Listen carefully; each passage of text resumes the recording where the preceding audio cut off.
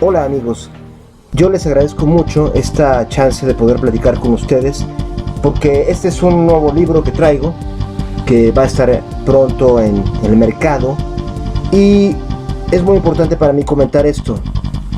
Yo anteriormente he escrito otros libros como estos, Secreto 1910 o este de allá, Secreto 1929, que han sido básicamente novelas, thrillers, basados en hechos reales de la historia y de la política, ¿no? Ahora bien, paulatinamente me fui orientando hacia temas que son más bien religiosos, y no es porque yo no soy un, ¿qué podemos decir? No soy un propagandista de una religión o de otra, tampoco soy un enemigo de la religión. Exactamente eso es el punto que me importa ahorita abordar. Por ejemplo, hice este libro, Secreto Vaticano, ¿no? Entonces, aquí la canción. Secreto Vaticano. Bueno, el caso es este. A raíz de que estoy haciendo Secreto Biblia, hay mucha gente que solamente al ver la portada piensa una de dos. O que soy un testigo de Jehová, lo cual lo digo con todo absoluto respeto a los testigos de Jehová, de los cuales es muy respetable la forma que tienen de difundir lo que piensan y lo que sienten que es la verdad. Sin embargo, no es el caso, ¿no? Este libro, desde luego, no lo escribo yo como no es un libro de conviértete, ¿no? Ahora, otros lo ven como este es un libro en contra de la Biblia o en contra de la religión. Entonces, lo que más me intriga es que mucha gente lo piensa, ni siquiera se molestan en ver de qué se trata. O sea, ni siquiera leen la frase que dice ahí, ni la parte de atrás, sino que es ya casi una reacción instintiva. Entonces, eso me llamó la atención por a que haya prejuicios, ¿no? Sobre todo en este tipo de temas. Es algo que yo, la verdad, no había conocido con los anteriores temas, que eran básicamente políticos y de historia. Ahora, no quiere decir que estos no sean lo mismo. Los libros que he hecho, Secreto Vaticano, y Secreto Biblia, los dos están enfocados no desde el punto de vista teológico. O sea, yo no soy nadie para hablar de temas teológicos, ¿no? Pero son libros sobre historia. O sea, si algo tiene la iglesia y la religión judeocristiana, es una historia increíblemente interesante y de la cual hay que escarbar mucho. Entonces, el punto es, primero que nada estaba esto, ¿no? Que los que lo leen y que o ven el título instantáneamente piensan que es un libro contra la Biblia. O sea, entonces, primera noticia es que no es contra la Biblia, de hecho es todo lo contrario. Yo aquí quiero decirles primero dos comparaciones. Una es el tema de la guerra de Troya, la Ilíada. O sea, seguramente todos vieron la película de Troya, ¿no?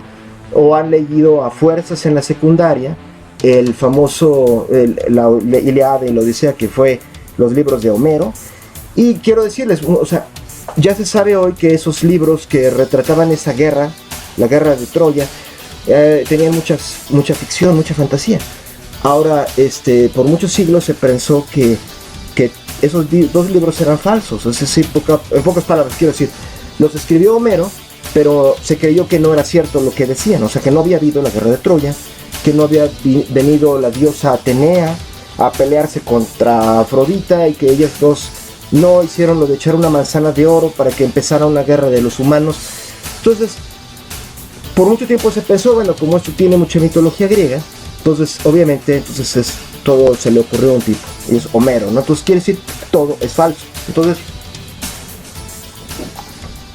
digamos que esto es un ejemplo muy, muy claro de lo que pasa también con la Biblia.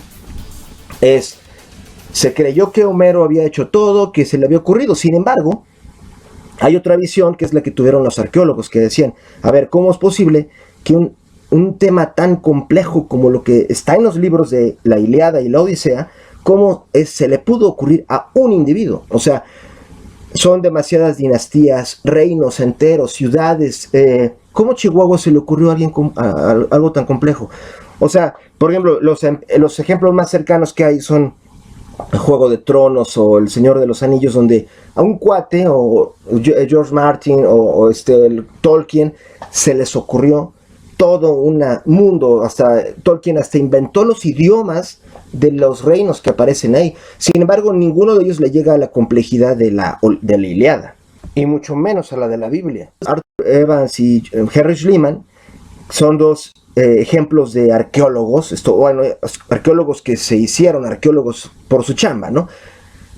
O sea, no estudiaron para ser arqueólogos, pero dijeron, es que obviamente debe haber habido algo real. O sea, no es posible que todo eso sea falso. Es imposible que a alguien se le hubiera ocurrido todo desde cero, o sea, de su pura imaginación. Entonces, fueron... Schliemann se llevó a su esposa y todo, y dijeron, bueno, a ver, si aquí se describió que la costa era así, pues llegaron a un lugar donde dijo, aquí debe haber sido Troya. Y excavó y encontró Troya. Encontró los restos y estaban quemados en la época, en el estrato que corresponde a la época que dice Homero, donde ocurrió esa guerra. ¿Qué quiere decir? Que la historia base era cierta. O sea, después se encontró Micenas. En Micenas se encontró la máscara de Agamenón. Entonces, ¿qué quiere decir? Que es lo mismo que pasa con la Biblia. O sea, en la Biblia ocurre hoy un fenómeno. Hay los que dicen, todo es cierto, tal como está en el libro. O sea, en pocas palabras, hasta lo de que el mundo se hizo en 6 días. Entonces dicen, todo es cierto. Y del otro lado, están todos los que dicen, no es cierto, nada. O sea, todo esto es como lo de la Ilíada, o sea, pura ficción. Ahora, en medio se encuentra una postura que es en la que yo me encuentro, igual que muchos de ustedes, llegando el tema, que es, por supuesto, algo ocurrió. Número uno, porque lo que está en la Biblia es algo tan complejo, se habla de tantos reinos, tantas generaciones y generaciones de monarcas, y que eso no se le pudo ocurrir a un individuo, o ni siquiera a 20, ni a 50. O sea, quiere decir que hay un sustrato, y ese sustrato es real. Sin embargo, hay muchas cosas que se puede decir que no son como están ahí, o sea, lo de los 6 días de la creación, o monstruos que aparecen por ahí, etcétera. Pero el fondo es cierto. Entonces, yo les pregunto a ustedes, ¿cuál de las dos posiciones es la que hay que asumir? O sea, la de que todo es verdad, todo como está en el libro, y de que si alguien lo cuestiona, entonces hay que quemarlo, o la de que no creo nada, todo es falso. Y entonces la gente se tiene que decidir entre una y la otra. Yo digo, eso es un error. Y yo lo digo porque yo soy creyente. Y mi máximo respeto a las religiones monoteístas derivadas de la Biblia, que son el judaísmo para empezar, el cristianismo y el islam. Pero el punto es el siguiente. Si un papá, por ejemplo, es del corte que dice, o sea, si tienes que elegir entre, yo creo que todo es así como está en el libro y lo tienes que creer a chaleco, o bien un papá que diga, ¿qué crees? Es un libro falso, es equivalente a la mitología hindú, y tómalo así, pues el niño va a estar en un vacío, ¿no? O sea, ahora, ¿qué es lo que realmente debería de ser un papá? O sea, por ejemplo, si un papá dice, ¿sabes qué? Toma la posición A, créelo como está, íntegro. Pues el niño va a estar yendo a la escuela, le van a enseñar biología, va a ver que existió Darwin y que existió Oparin, y esas cosas no se pueden negar. O sea, esas cosas son de la ciencia, están probadas. Y bueno, esto es materia de otro video para todos los que digan que no venimos del simio. Bueno, hagamos luego otros videos sobre eso, porque es obvio, o sea, hay que convencer también. O sea, no, hay cosas que no es fácil que cuando uno por primera vez captas el por qué ocurrió, que desde luego no le quita nada de grandioso a Dios, ¿no? Pero el punto es, los niños, aparte de todo, van a estar viendo el History Channel, el Discovery Channel, National Geographic Channel, y ahí les van a decir que todo lo que está en la Biblia, en realidad muchas de las cosas no pasaron nunca. Entonces, ¿cómo queda el niño, el joven y el papá? El papá que le dijo, sí, todo es cierto, y el niño ve en National Geographic a un científico que dice que no, pues entonces, ¿qué va a creer? Entonces ahí es donde yo digo que hay que hacer el tercer camino, que está en medio, el estilo buscando a Troya, que es, vamos a buscar lo que realmente sucedió y eso explicárselo a los niños, o a los jóvenes, o a nosotros mismos. O sea, porque hay una gran parte de la Biblia que es totalmente cierta y es grandiosa. Pero si está todavía mezclada con cosas que no son ciertas, y así se le tiene que zambutir a la gente, pues es obvio que la gente no va a creer. Esta es la época en la cual los chavos están tomando las decisiones y que obviamente están haciendo uso de sus cerebros, que para eso se los dio Dios, y entonces es donde van a buscar información, y donde no hay información, donde hay vacío de información, pues se buscan alternativas, ¿no? Entonces la Biblia es grandiosa, pero se tiene que hoy hacer un proceso para saber qué es lo que realmente pasó, y gracias a Dios ahora se sabe, y ahora hay instrumentos para poder tener bien claro esto. Lo siguiente que quiero decir es que la forma en que este es un libro en el cual yo me estoy basando en lo que han hecho muchísimos otros que saben muchísimo más que yo. Lo único que yo hago, igual que en mis otros libros, es buscar juntar las piezas, hablar con las personas, tratar de ver cómo embona todo, ¿no? Entonces, la otra comparación que quiero hacer es esto, es la Constitución mexicana, ¿no? Por ejemplo, la Constitución, han de decir qué tiene que ver la Constitución con la Biblia, ¿no? Bueno, yo les voy a decir qué creo que tiene que ver. Tiene que ver en que todos sabemos que existió unos constituyentes, ¿no? De 1917, que son unos cuates que fueron muy valientes, que desafiaron a medio mundo, hicieron la Constitución, en donde hay un artículo que básicamente iba contra los petroleros y decía que el petróleo es de los mexicanos, y ¿saben qué? Fue súper valiente, se metieron con los más poderosos que hay. Y bueno, eso fue en 1917. Sin embargo, y ese libro a poco no vale la pena, es decir, es la Constitución original. Sin embargo, si hoy tú agarras la Constitución de hoy, 2018, vas a ver que el libro no es igual, ¿right? No es igual. Porque durante un siglo ha habido tipos que le han metido mano hasta más no poder. O sea, le han cambiado artículos enteros, partes enteras. De hecho, una de ellas es lo del petróleo, para no ir más lejos. Entonces, si este libro que tengo aquí, la Constitución mexicana, estuviera en color subrayado, las partes que han sido alteradas, yo te digo, trata de imaginarte cómo se vería cuando yo le hago así. Se vería todo lo que está rojo, le podríamos poner rojo, verde, a las partes cómo fueron alteradas durante décadas. Entonces, yo te diría, si yo te digo hoy, oiga, se me hace que la Constitución tiene partes falsas o partes alteradas, tú me dirías, oye, ¿cómo te atreves a hablar así de la Constitución? O hablar así de los constituyentes que se arriesgaron el pellejo para que viviéramos en un país más justo, etcétera. Yo creo que no, ¿no? Tú dirías, a ver, vamos a hacer una operación, vamos a quitarle toda la porquería, lo que le pusieron a algunos tipos, y vamos a buscar qué fue lo original. Porque eso original valía oro. Bueno, ahora te voy a decir que en dónde más pasa eso, en la Biblia. La Biblia, te la voy a mostrar esto.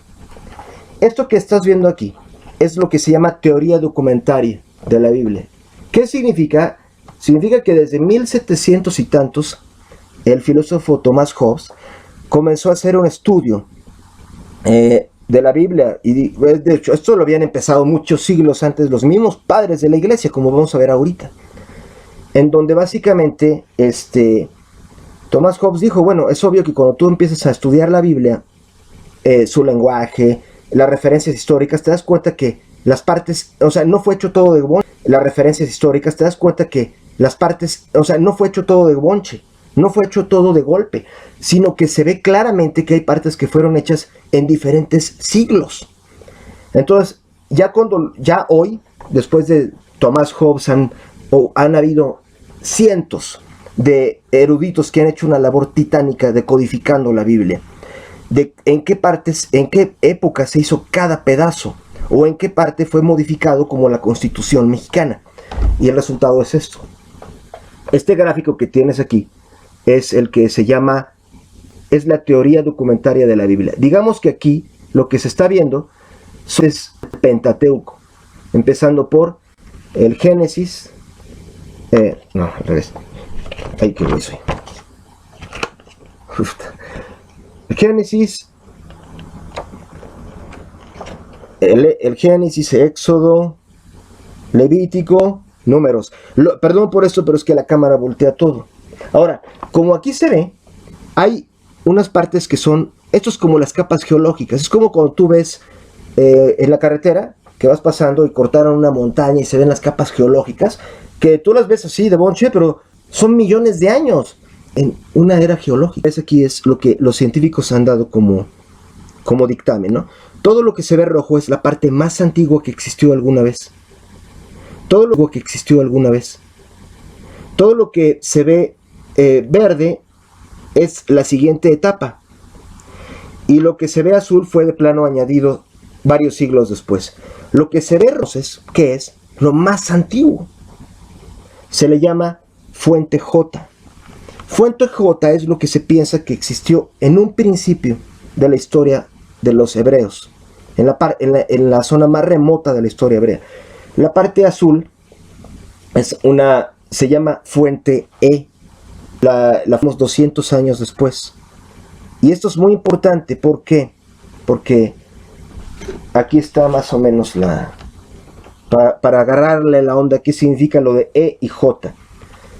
Israel, que hoy en día es todo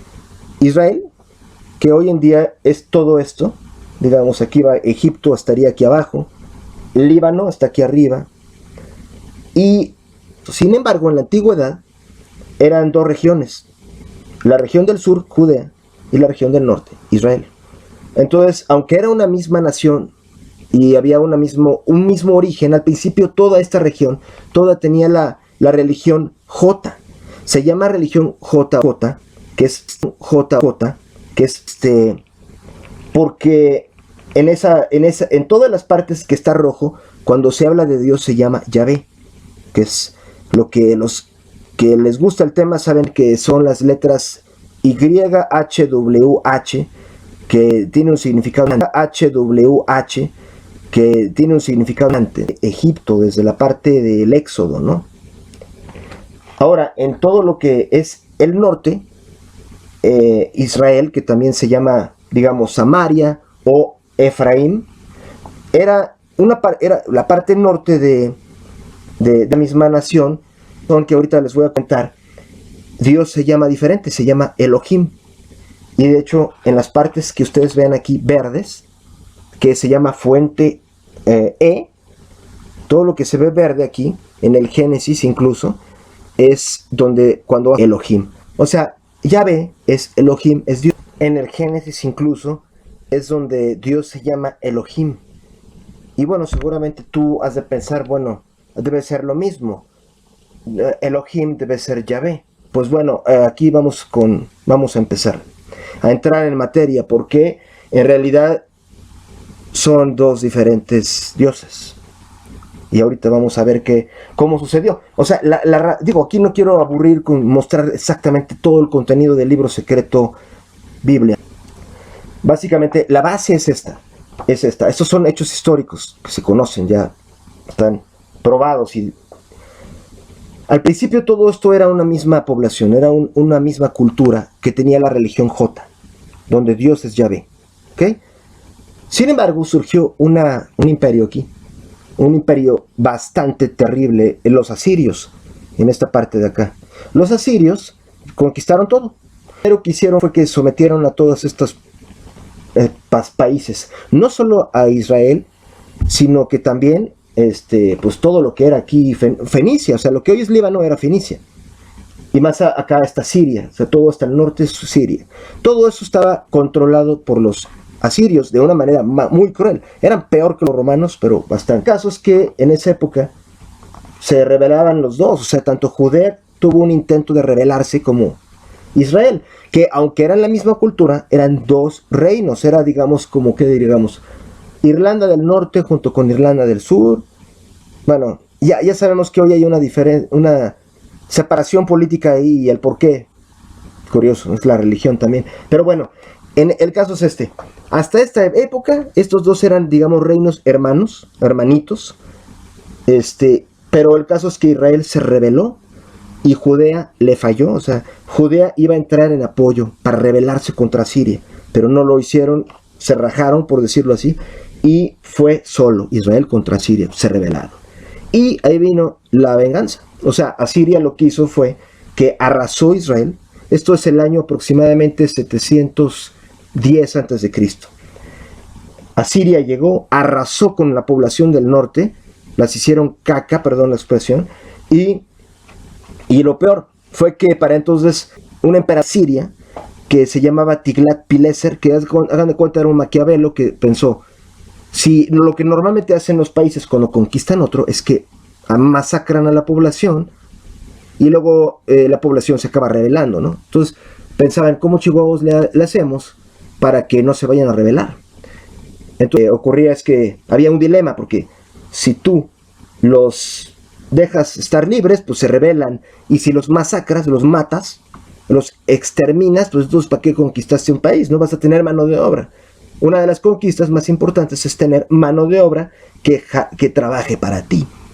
Entonces Tiglat-Pileser tuvo la gran idea que revolucionó a las conquistas de la antigüedad, que fue, pues más bien, agarras a toda la población de aquí y te la llevas como esclavos a un lugar dentro de Asiria, y agarras a tipos que están dentro de Asiria y te los traes aquí. Sobre todo a cuates que hayan dicho, queremos territorios. O sea, aquí en México les llamaríamos caidistas, tipo los gringos del viejo oeste.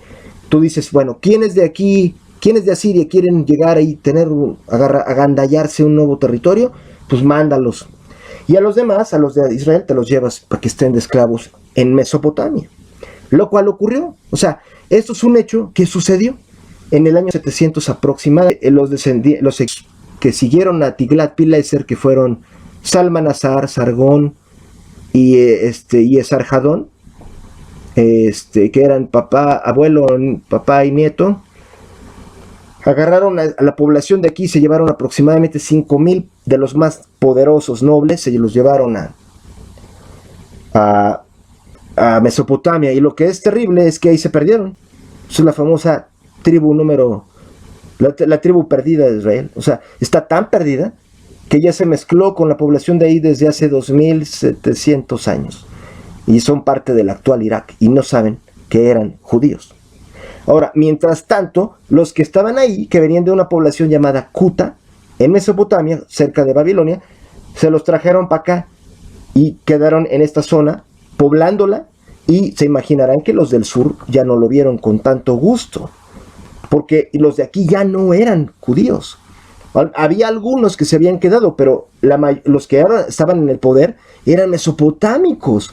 Entonces la zona se acabó llamando Samaria, porque ahora se entiende por qué los hebreos del sur veían a los del norte como diciendo, ellos ya no son de nosotros, ellos son samaritanos. Desde ahí venía esa cuestión de que el samaritano era como menos, ¿no? O al menos diferente.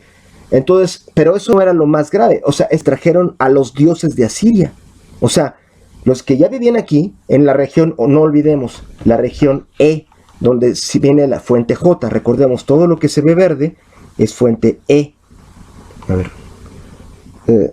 Sí. Es fuente E que viene de acá, la zona, o Israel o Samaria. Entonces, no solo eso, sino que Salmanasar de Asiria, como tenía tanto miedo de que se hiciera una rebelión otra vez, que estos cuates se volvieran a rebelar, aunque eran enviados de Babilonia, pero de Asiria, pero pues era obvio que pasarían unos siglos y se iban a rebelar, o pasarían décadas. Esto siempre pasa. O sea, vámoslo, los ingleses vinieron a América, ¿no?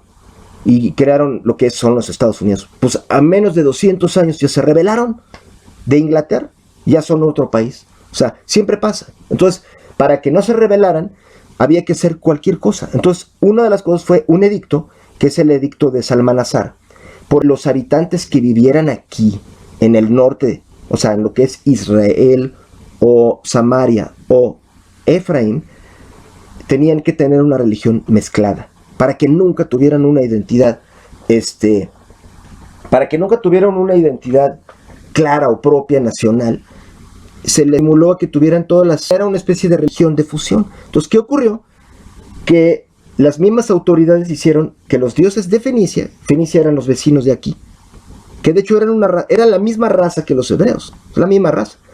Pero ahorita lo veremos también, el tema genético es importantísimo en Secreto Biblia.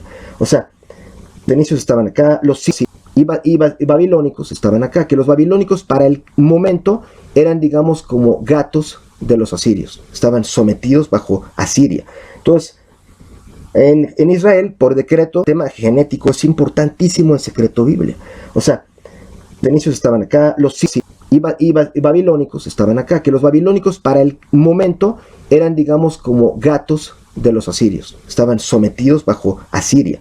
Entonces, en Israel, por decreto, se creó esta religión de fusión. Entonces, todos los dioses, había gente de todas las religiones, se hizo algo como lo que luego existió en Grecia y en Roma, de fusión, donde se creía en la diosa Isis de Egipto, al mismo tiempo en Apolo, que era griego, en Mitra, y ¡puf! Se hizo una ensalada, ¿no? Entonces aquí se hizo una ensalada religiosa.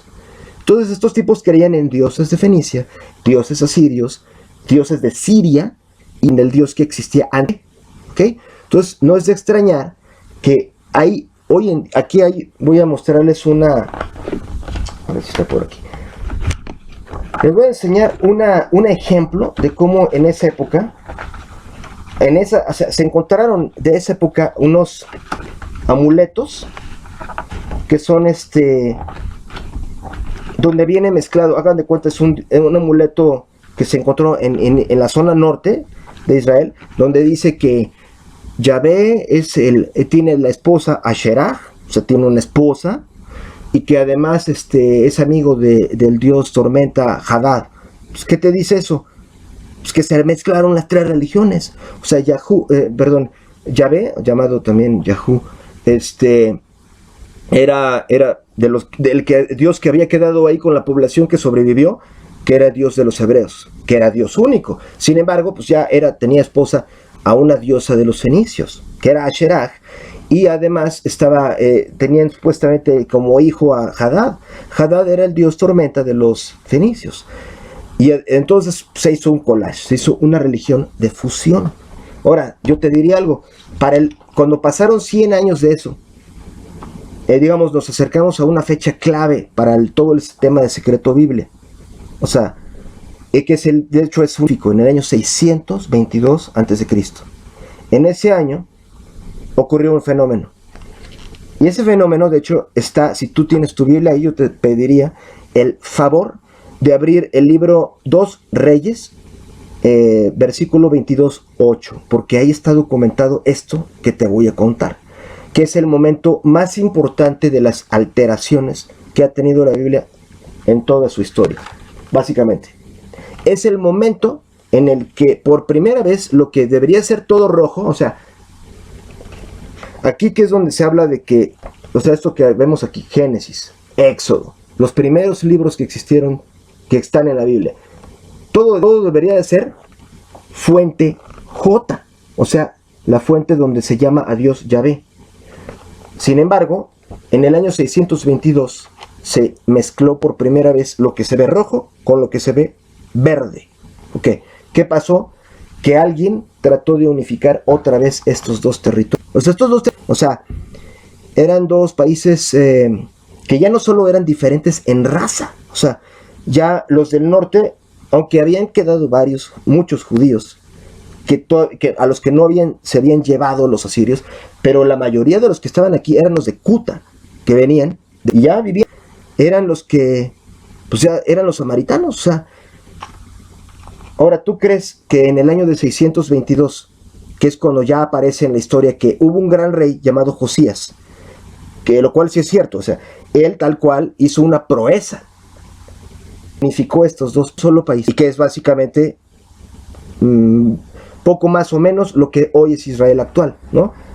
Bueno, en esa época era más grande, como ya veremos ahorita, pero ¿cómo sucedió? O sea, se deben de preguntar, ¿cómo Chihuahuas pudo unificar a estos dos reinos y ser un rey autónomo cuando estaban los asirios? Bueno, sorpresa, en el 22 ocurrió algo afortunado para la historia del planeta, que es que se acabó Asiria.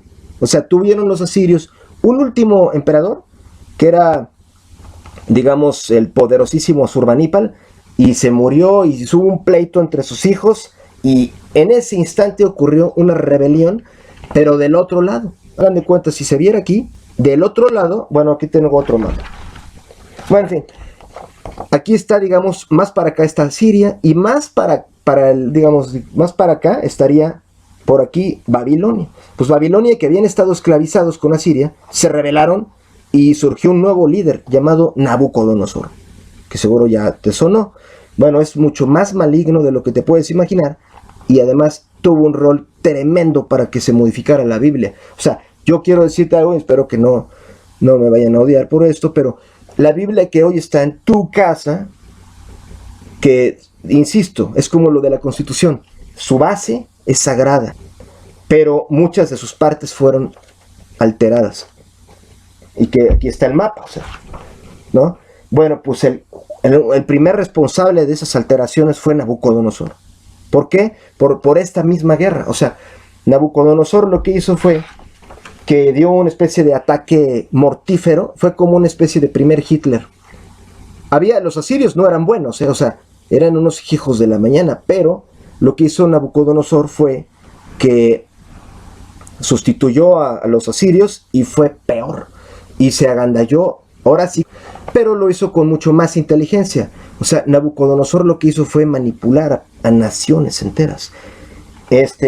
Hoy en día los arqueólogos, historiadores ya saben muy bien que detrás de la unificación de toda esta zona estaba Nabucodonosor. ¿Por qué? Porque cuando Nabucodonosor logró vencer a los asirios norte, todo lo que es el Oriente Medio, en la parte asiática, ¿no? Pero el sur estaba Egipto, aquí abajo, si tú sigues por aquí, llegas al Sinaí y aquí está abajo, Egipto. Y los egipcios no querían que Nabucodonosor siguiera todo. Entonces, Nabucodonosor que hizo fue, empezó una guerra entre ellos, entre Egipto y Babilonia, para ver quién se conchavaba con ellos, con todos los que están aquí, ¿no? Asiria los había tenido aplastados, o sea, con armas, pero se rebelaban, y a pesar de haber todos estos cambios, se seguían rebelando. Entonces, Nabucodonosor de repente aparece en la Biblia. A ver, ahí te va un pasaje. ¿Cómo es posible que en esas épocas aparezca algo que está en tu Biblia, donde Jeremías, el profeta que todos recordamos con tanto cariño y amor, diga: todo aquel que no obedezca a Nabucodonosor de Babilonia va a ser aplastado por Dios, porque Dios me dio esa revelación a mí, y el que no se someta y no ponga su cuello para que Nabucodonosor le ponga su yugo, está pecando contra Dios? Pues bueno, ahora ya hay muchas mejores maneras de interpretar qué es lo que les pasó ahí. No quiero decir algo tan fuerte como que Jeremías trabajaba para Nabucodonosor, pero eso fue exactamente lo que pasó. Jeremías y su papá era Hilcías. Ahí te pido que vuelvas a leer el pasaje de la Biblia, 2 Reyes, libro 2 Reyes, versículo 22, 8.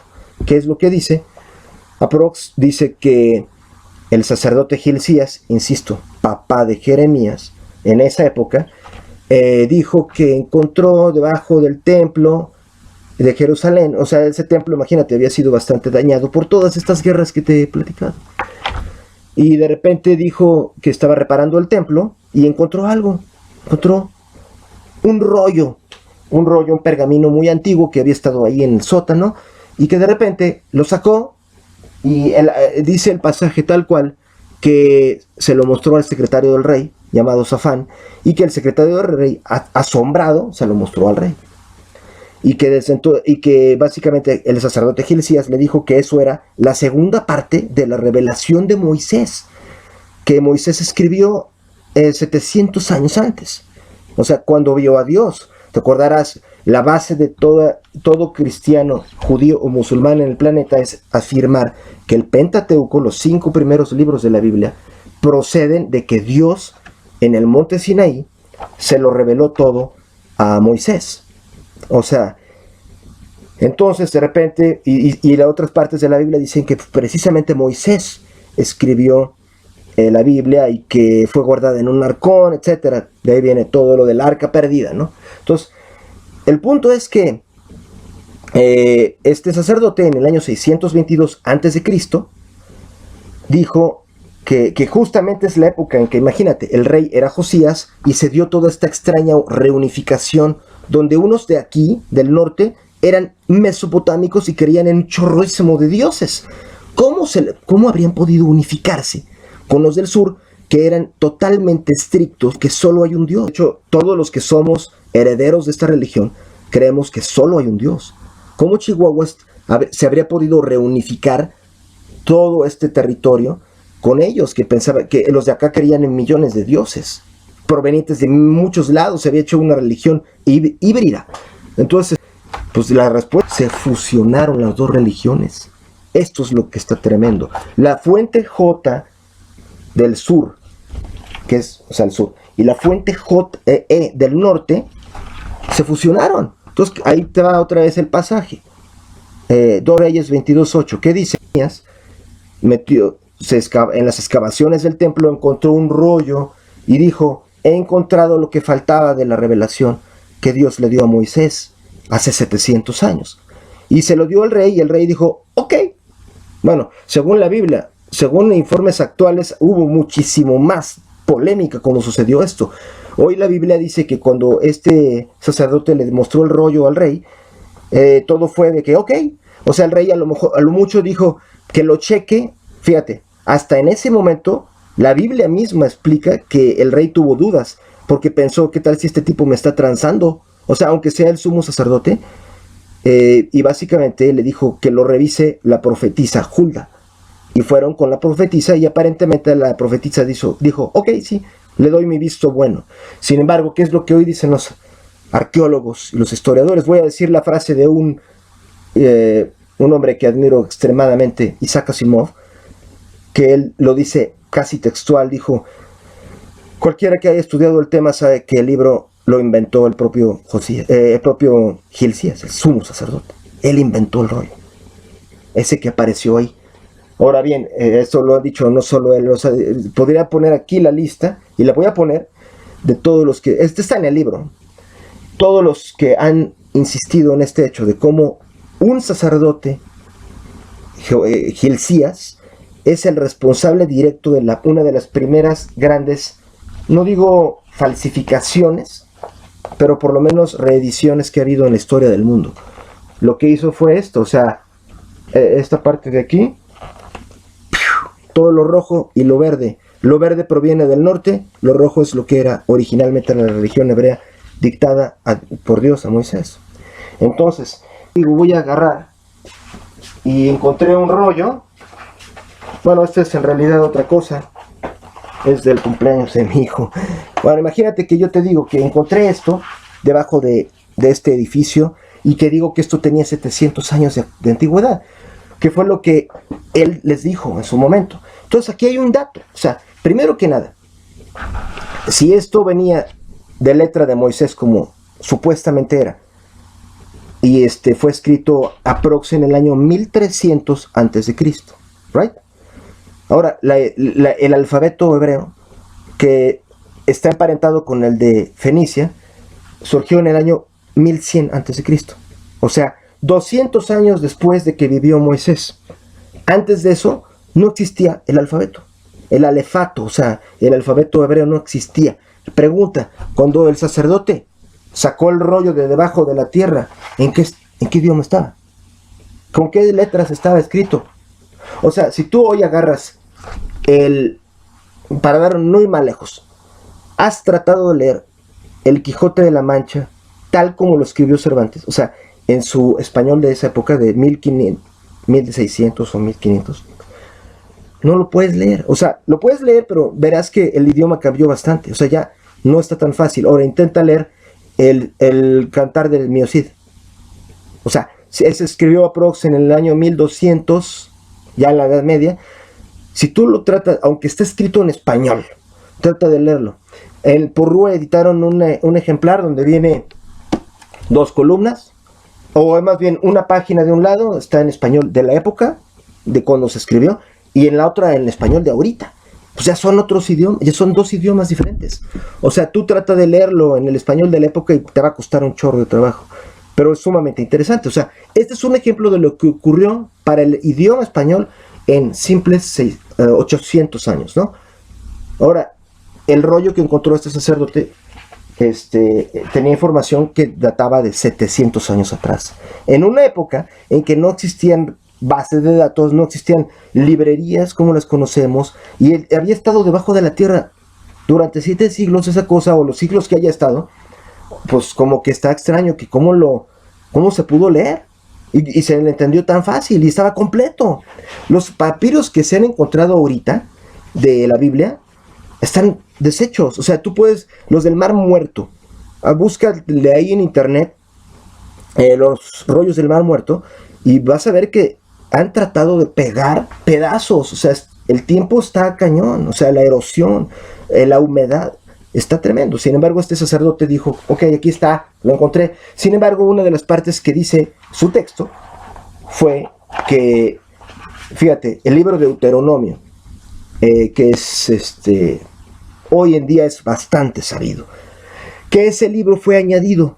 Ese libro no venía de la época de Moisés. Sin embargo, el libro del Deuteronomio dice que es el propio Moisés el que lo escribió. O sea, además dice, yo, Moisés, escribo todo esto.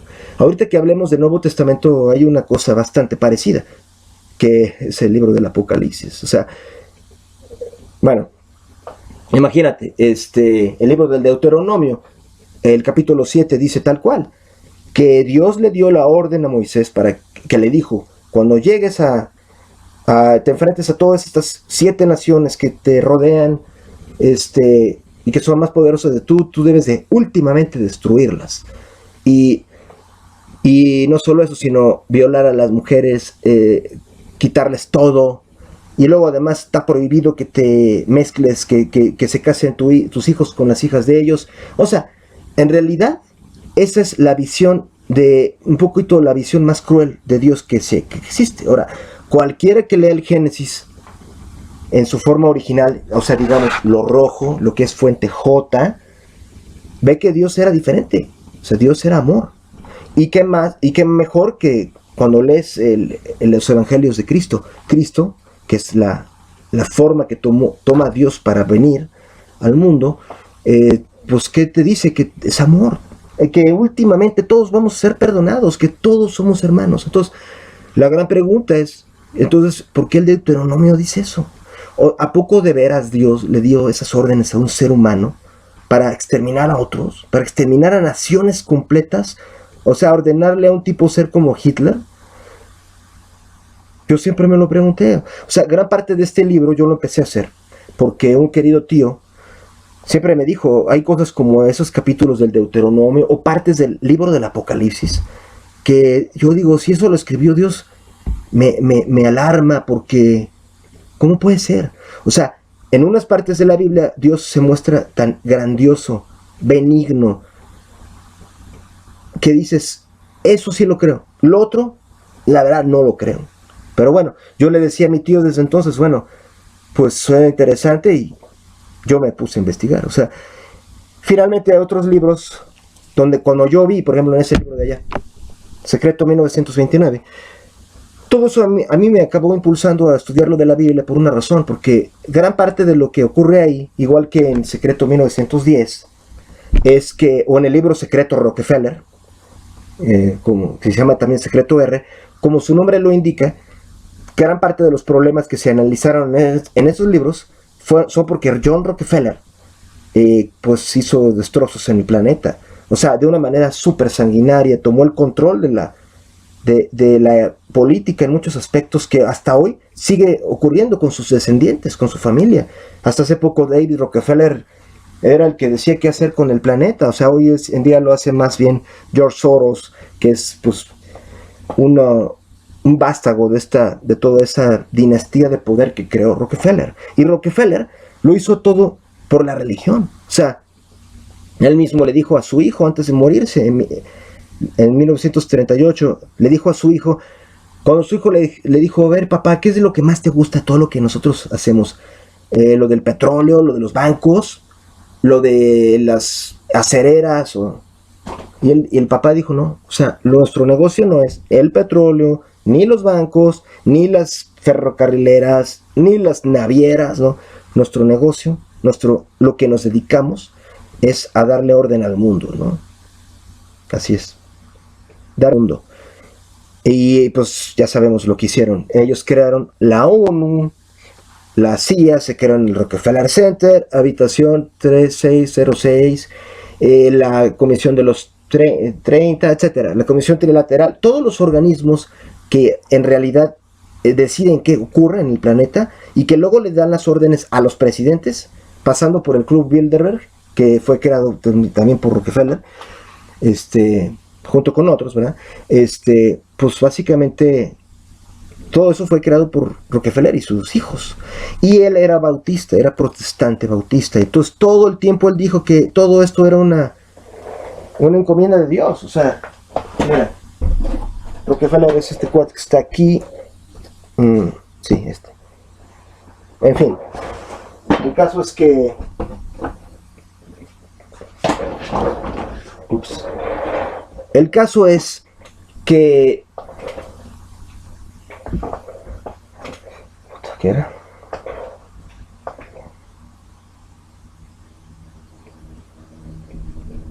Bueno, el tema es o sea, el libro de Deuteronomio es uno de los ejemplos de cómo hay partes de la Biblia donde se le dio una personalidad diferente a Dios, en donde Dios daba instrucciones de ir a matar a otros. O sea, si no tenían tu raza o si no se sometían a un gobierno específico, pues Dios los iba a masacrar. Entonces, ¿qué era lo obvio? Que esas partes fueron sembradas. Esas partes no vienen de Dios.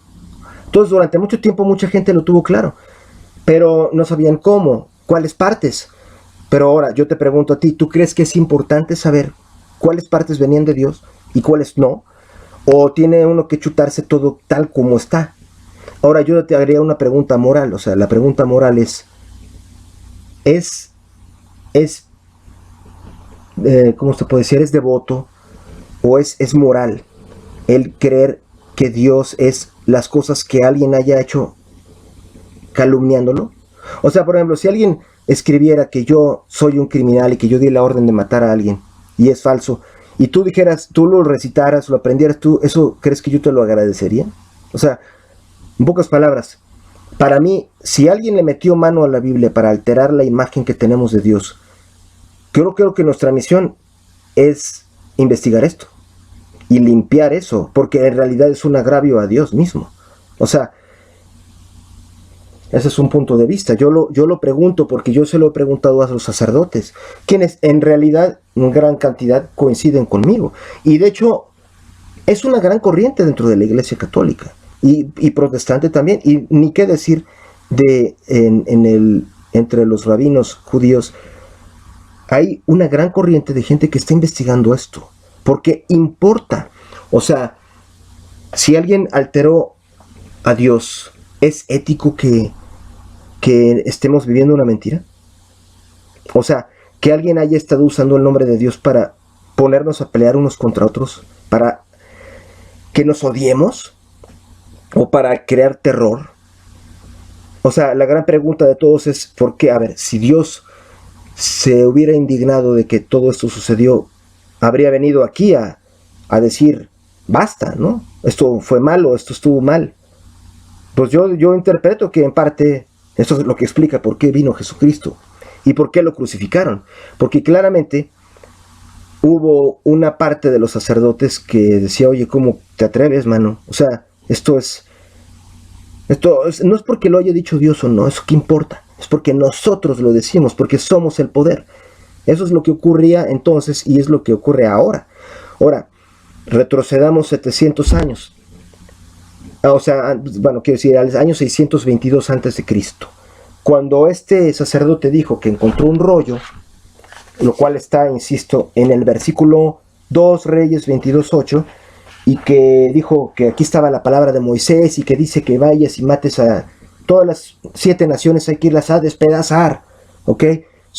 Yo te pregunto, ¿eso es moral?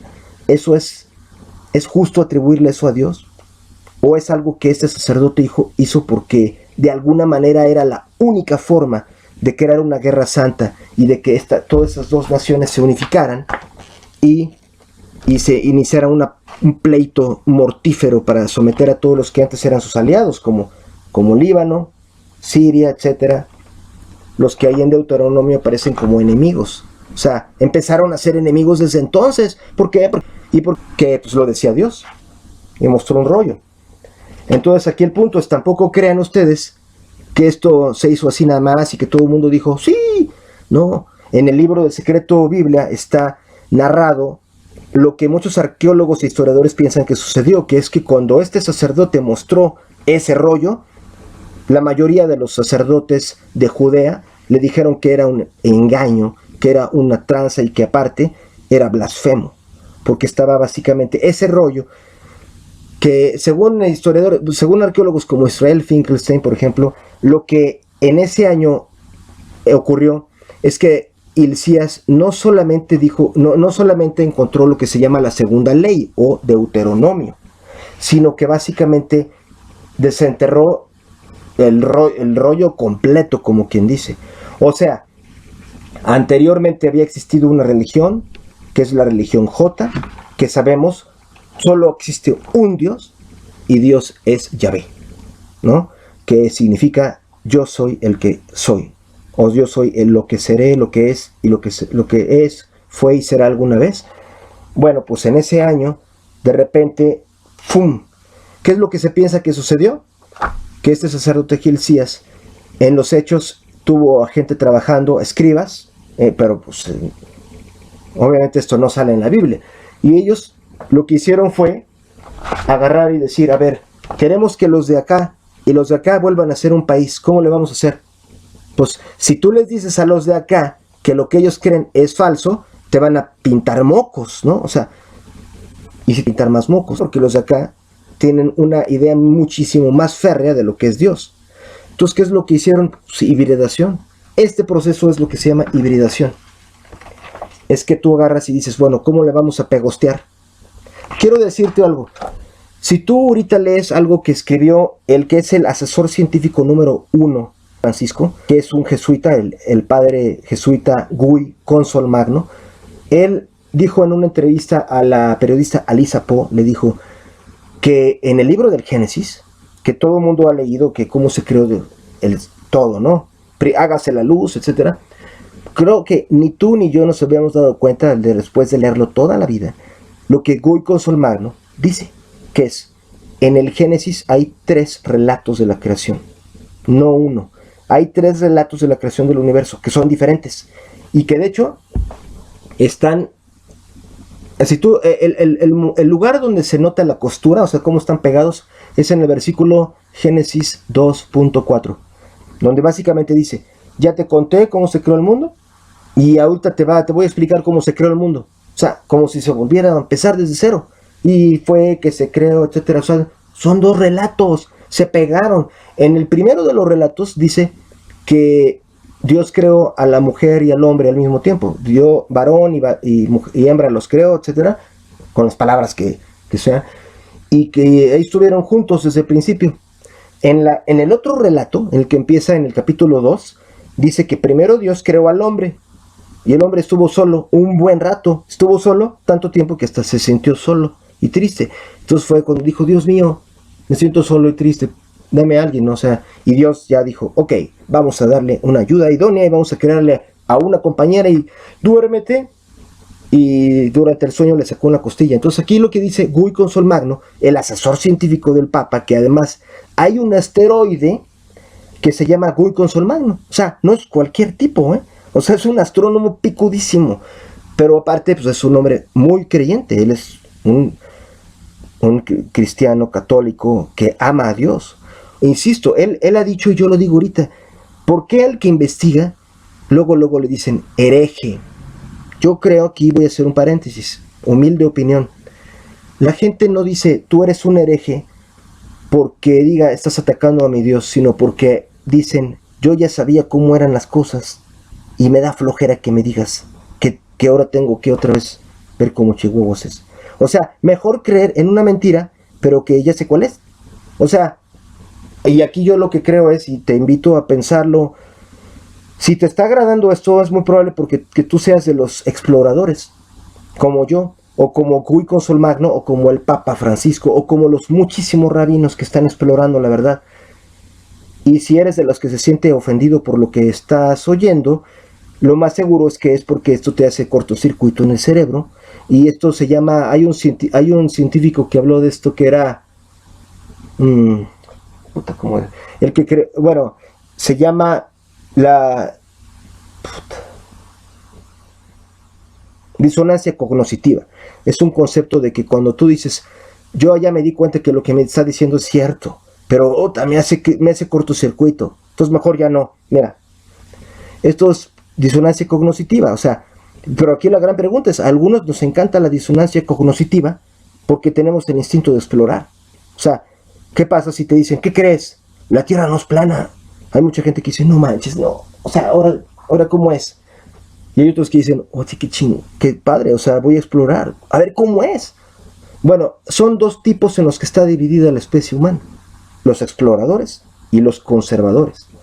Los exploradores siempre van a querer saber qué es lo que es la verdad, y los conservadores van a esperar a que alguien les diga cómo es, y para creerlo, y para si es necesario agarrar un arma e ir a matar por eso. Son esos los que les son útiles a la oligarquía, que los que hacen mal uso de la religión, en cualquiera de las religiones. Que insisto, en las altas jerarquías hay de todo. O sea, yo he conocido sacerdotes que son increíbles, son grandísimos amigos y seres humanos sin comparación. Y también sabemos que hay sacerdotes que han hecho, pues incluso el mal, ¿no? O sea, esto pasa en cualquier parte de la humanidad, los sacerdotes malos. Pero el punto ¿es herético buscar la verdad? ¿Es blasfemo? O más bien yo diría al revés. No es blasfemo el no investigar cuando ya están las pruebas de que la enseñanza, la revelación de Dios fue alterada. Yo te diría que mi punto de vista es que lo inmoral es no investigar. Si buscas a Dios, tienes que ser leal a Dios. O sea, si no, pues vas a ser leal a los cuates que hicieron esto. O sea, estas modificaciones. ¿Por qué? Mira, te voy a decir el ejemplo de alguien. Thomas Jefferson, presidente de los Estados Unidos, y fue el creador de la Declaración de Independencia. O sea, él es el artífice del plan americano, el plan gringo, que ya ves que maravilla. O sea, son los reyes del planeta. O sea, cuando Thomas Jefferson llegó a la presidencia, estaba habiendo una guerra religiosa. ¿Entre quiénes? Pues entre todas las sectas protestantes, de Estados Unidos, que no sé, o sea, imagínate, todas creen en Dios, pero se pelean entre sí. What the fuck? O sea, nuevamente insisto, hay partes que se agregaron a la Biblia que son para que alguien agarre un arma y pues, se ponga a matar a los demás. Si alguien cree que eso viene de Dios, en fin, Thomas Jefferson dijo, a ver, oigan, creo que como cristiano lo primero que tenemos que hacer es ser leales a Cristo. Entonces, es obvio para cualquiera que agarre la Biblia que hay partes que son falsas. Entonces, si tú eres leal a Dios, eres leal a Cristo, tu obligación es para con Cristo, no para los que modificaron a la Biblia. E insisto, yo seguramente muchos van a agarrar y van a decir, es que la Biblia que yo tengo en mi buró, es que yo la amaba y era sagrada. Pues yo te digo, claro que es sagrada, es tanto como si yo agarro la Constitución actual, ¿ok? La base es sagrada, es oro, es la fuente.